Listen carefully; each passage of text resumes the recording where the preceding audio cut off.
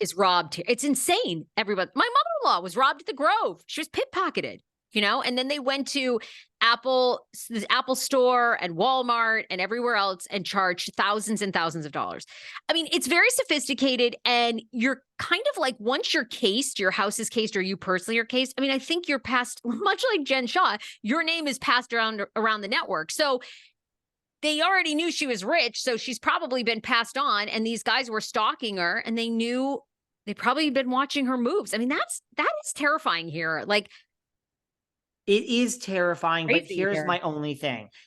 And then we can move on. If you're saying it triggered your PTSD and you felt you were being followed, like, I have like moments of not feeling okay. Like if I'm walking down the street of New York and I have a bag, by the way, in New York, it's the motorcycles. And I'm so cautious of this. It's like, if you're walking and you don't have your bag on the outside, because they will come and they will just grab it and yank your arm off if they have to. So you always, and same thing with like eating at any restaurant, you never put your bag in LA or New York on the outside of the table. You put it like, like you're on the sidewalk, part of it's. So that's how I live my life. So it's like, I'm very cautious, but if Dorit is saying, no, I do, that like the motorcycle people grab it.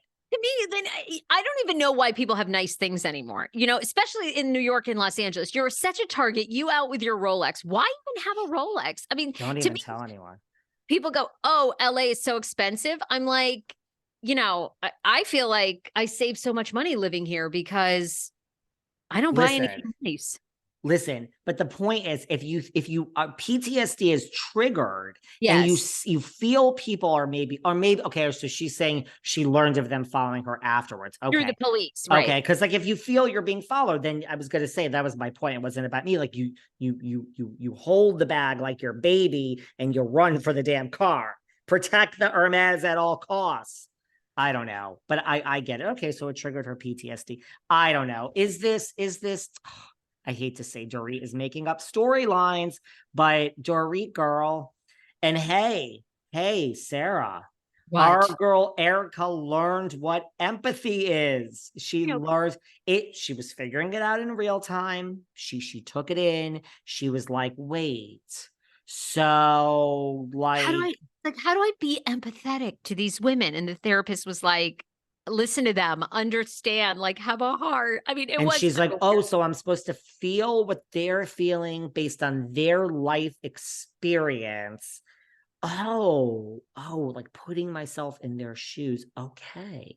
So Erica, our girl, I think she's learned empathy. So that's interesting, right? Yeah, I mean, it's a little bit surprising. I mean, EJ is kind of the ice queen, but it's, and maybe she needed that humbling moment. I guess sometimes the universe, teaches you what you need to know. So she must have needed that humbling moment. I guess it's humbling for her to be on this season without Rinna, her bestie. They showed Rinna's, by the way, as I said on my Patreon, and I'll share it here with everyone who's not listening to Patreon, which I don't share things from Patreon. Seeing is not always believing. I saw the screen. I saw the 3 sentences, the resignation letter. I don't buy it. I don't buy it. I don't buy it. If you wrote to them and you then took it back, if they really wanted you, they would say, thank God you took back your resignation. If they say, oh, wait, in the past 3 minutes that you changed your mind, we've already made plans. Wait, in the 24 hours or 3 days for her to change her mind, you figured out the whole season without her. And now you're not. No. If you really wanted Lisa, you would say, the email is destroyed. Don't tell anyone. Shh. It's okay that you resigned. We understand you took it back. Thank God. Right? If Teresa Giudice resigns at the end of the season and then says, I changed my mind, they're going to say, thank fucking God. Okay, let's not ever speak of this in public. So I don't buy it. Seeing is not believing. Rinna has blocked me for this very reason. Let's add her to the list. So I don't buy it. I don't buy that Rinna resigned. Don't you think she did send that email? You're just implying they were ready to get rid of her anyway. So they were like, great, thank you. You're gone anyhow. Look, if they're showing it on the TV, then she sent it, right? I don't think you can show it without it being real. Yeah. That's a legal issue. And trust me, every time I'm in some background thing or my podcast is used, I have to sign my life away to Bravo and NBC. So they're really anal about permission and lawsuits and everything. So yeah, I believe she sent it, but I don't, you know what I mean? You took Yeah, it you thought they back were and ready. yeah, give me a break, What girl. did you make of Erica Jane did Good Day LA, I think out here, KTLA. She says that Tiago, she had to put down the dog Tiago, one of their German shepherds. He was 12 years old. And also she's blocked Tom Girardi, who was calling her like 10 times a day. I mean, look, I think that was, she revealed it in real time. I don't think that was planned, right? Listen, we've both interviewed the Erica Janes of the world and we know how this works. When you want to drop some bombshell, you're going to do it with Kelly and Ryan. You're going to do it on Andy Cohen. You're going to do it on Jimmy Kimmel. I really think that was like authentically, because she said like, wait, I'm actually going to tell you this and you're the only one to know. And yeah, so she blocked Tom. Wow. Wow, wow, wow. Yeah. R.I.P. Tiago. I mean, I like Tiago. I have a warmer, Tiago was part of all of my stories. Every time I did my analysis about Erica coming home and it being dark and how Tom and her were in on this, and she was in on it, but Tom told her to run and he was going to fall on the sword for her. Tiago is always in that story. Look, I feel more for Tiago than I do for Ollie Strack. I don't feel anything for Ollie the horse. I don't feel anything for Sutton's horse. Ollie Strack does not have an emotional, but Tiago pulls on my heartstrings, girl. Ollie Strack. I was like, who the fuck is Ollie? Okay, gotcha. Yeah, Tiago was kind of a staple in your storytelling. Sit, Tiago. And Thomas, So listen. R.I.P. Tiago. But Erica's, and what is Erica? She's saying something about Sutton, that there's more to Well, her or something.